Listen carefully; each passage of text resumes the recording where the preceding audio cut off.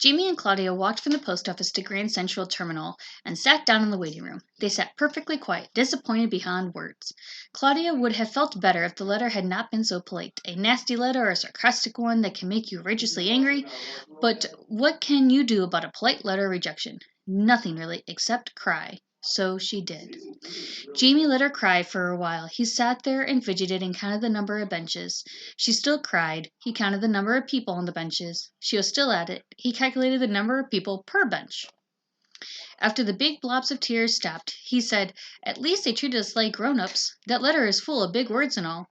"Big deal," Claudia sobbed. For all they know, we are grown-ups." She was trying to find a corner of her shredded Kleenex she had not used.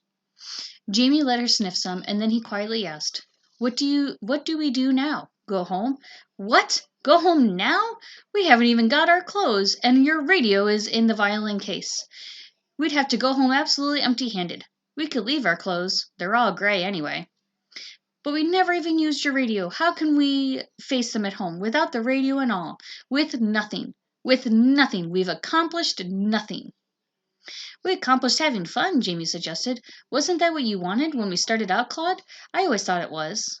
Claudia began big tears again. "But that was then," she sobbed. "You said you go home after you knew about Angel. Now you know." "That's it," she sobbed. "I don't know." "You know that you don't know, just that the people at the museum don't know. Come on," he pleaded. "We'll enjoy telling them about how we lived in the museum. The violin case will be evidence. Do you realize that we've lived there a whole week?" "Yes," Claudia sighed, "just a week. I feel as if I jumped into a lake to rescue a boy, and what I thought was a boy turned out to be a wet, fat log. Some heroine this makes me. All wet for nothing." The tears flowed again. "You sure are getting wet. You started this adventure just running away, comfortably. Then the day before yesterday you decided you had to be a hero, too. Heroine. And how should I have known that I wanted to be a heroine from when I had no idea I wanted to be a heroine? The just gave me a chance. Almost gave me a chance. We need to take more of a discovery." "So do the people at the museum? What more of a discovery do you think that you, Claudia Kincaid, girl runaway, can make? A tape recording of Michelangelo saying, 'I did it'? Well, I'll clue you in. They didn't have tape recorders 470 years ago." "I know that. But if we make a real discovery, I'll know how to get back to Greenwich. You take the New Haven, silly. Same way as we got here." Jamie was losing patience. "That's not what I mean. I want to know how to go back to Greenwich differently." Jamie shook his head. "You want to go differently, you can take the subway of 125th Street and then take the train."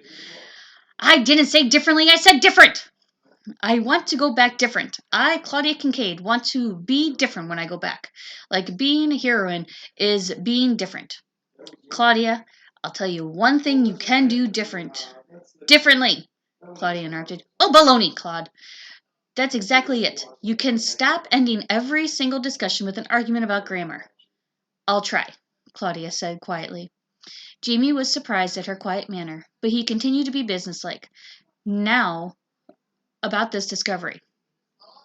Jamie, I want to know if Michelangelo did it. I can't explain why exactly, but I feel that I got to know. For sure, one way or the other. A real discovery is going to help me. If the experts don't know for sure, I don't mind not knowing. Let's get tickets for home." Jamie started toward the New Haven ticket window. Claudia stayed behind. Jamie realized that she was not following, returned to her and lectured. "You're never satisfied, Claude. You get all A's. You wonder where are the pluses. You start out just running away, and you end up wanting to know everything, wanting to be Joan of Arc, Clara Barton, and Florence Nightingale all in one. Nightingale, all in one. Nightingale!" Claudia sighed. She got up and then followed slowly behind her brother. But she was feeling too low to go home. She couldn't. She just couldn't. It just wasn't right. There were only 2 windows that didn't stay closed. They waited a short while as the man in front of them purchased a red commuter's pass like the one they had brought them to Manhattan. Jamie addressed the man behind the counter and said, "2 half-fare tickets for Farmington, Connecticut." Claudia broke in. "To get to Farmington, you have to go to Hartford and take a bus," the ticket agent said. Jamie nodded to the man and said, "Just a minute, please." He stepped away from the window, grabbing Claudia's arm. He pulled her away. Claudia whispered, Mrs. Basil E. Frankenwheeler. What about Mrs. Basil E. Frankenwheeler? She lives in Farmington. So what? Jamie said. The paper said that her house was closed. Her New York house was closed. Can't you read anything? You talk that way, Claude, and all right, Jamie, all right. I shouldn't talk that way. But please, let's go to Farmington. Jamie, please. Can't you see how badly I need to find out about Angel? I just have a hunch she'll see us, and she knows. I've never known you to have a hunch before, Claude. You usually plan everything. I have had a hunch before. When? The night they moved the statue, I stayed in the washroom and didn't get caught. That was the hunch, even if I didn't know it was a hunch at the time. Okay, we'll go to Farmington, Jamie said. He marched to the ticket window and bought passes to Hartford. They were waiting at track 27 when Claudia said to Jamie, That's a first for you too. What is it? He asked. Buying something without asking the price first. Oh, I must have done that before now, he answered. When? Name one time. I can't think of it right now, he thought a minute and then said, I haven't been a tightwad all my life, have I? As long as I've known you, Claudia answered. Well, you've known me for as long as I've known you, he said, smiling. Yes, Claudia said, I've been the oldest child since you were born.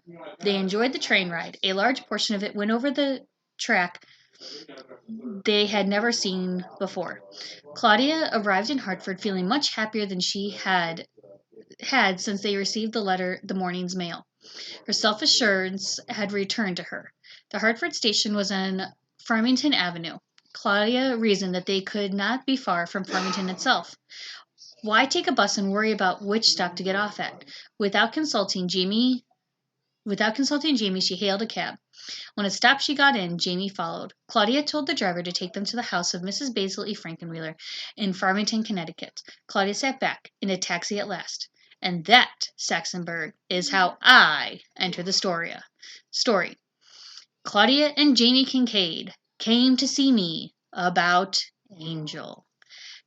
Tomorrow we will read chapter 10, which is our final chapter of the book. So, did Michelangelo actually do the angel statue? Will Claudia and Jamie get the answers they want? Will they go home? Or will they turn out to be heroes in solving the mystery? Until tomorrow, we will find out next.